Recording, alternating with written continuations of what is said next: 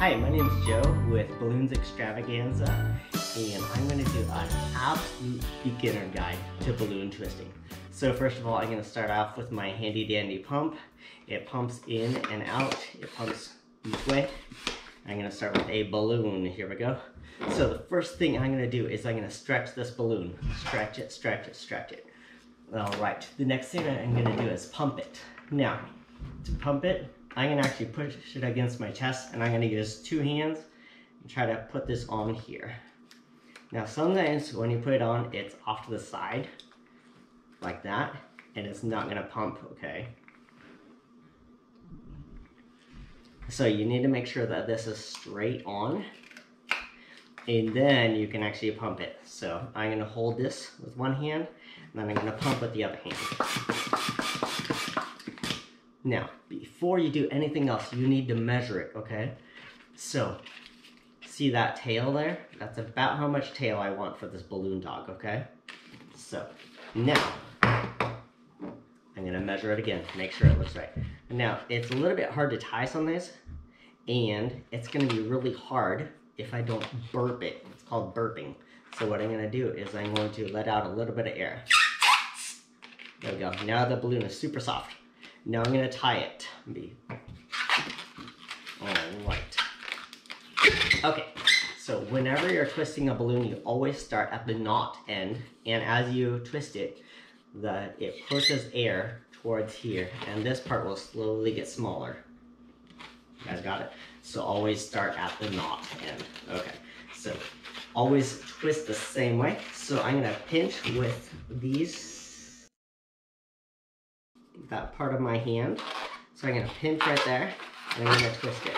This is going to be the nose of my balloon dog. Okay, now I'm going to pinch here, and I'm going to twist. Now notice I have to pull this part. If I let go, that's going to come untwisted, okay? So now I have two bubbles. I'm going to twist this around, and I'm going to pinch this and this one together, right at that spot, right there. I'm going to pinch it, and then I'm going to twist them together like that.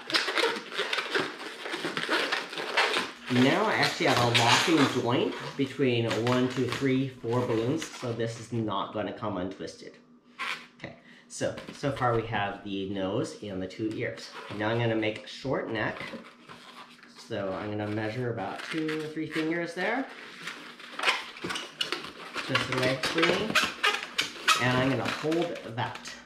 Okay, now I'm going to do 1 foot. Now I need to estimate about how long my feet are going to be based off of how much balloon I have, because you don't want to get all messed up at the end. So I'm going to do maybe about 4 fingers there. I'm going to twist, pinch and twist. Okay, now I'm going to, once again, wrap this around. I'm going to pinch these two together, like this, and twist them. And once again, I have a locking twist. So, I have the nose, the ears, the neck, the feet. If you notice, there's actually a pattern. It's 1 balloon, another balloon, lock and twist. 1 balloon, another balloon, lock and twist. 1 balloon.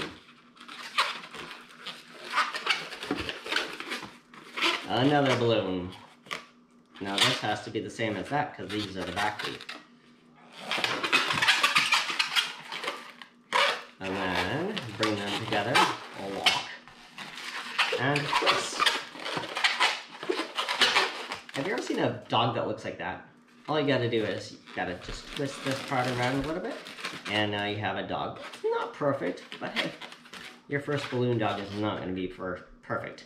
So as you can see, this tail actually got a lot smaller. It's just barely a little nub there. The balloon is nice and tight, and your balloon is ready. So I'm gonna go over a few things. First of all, no sharp objects. Make sure you don't have like a ring with giant prongs on it or a giant million studded ring. Make sure your fingernails aren't jagged. Always begin twisting at the knot. In every twist, shortens this uninflated portion of the balloon. You can measure with your fingers or your knuckles. Always twist the same way, and then hold that twisted portion in place until it locks. Don't forget to burp it. That's where I let a little bit of air out at the beginning. So I could change dimensions on this exact same one. I could make really long legs and a long neck and a short body, and then it would be a giraffe. So we'll get to that later.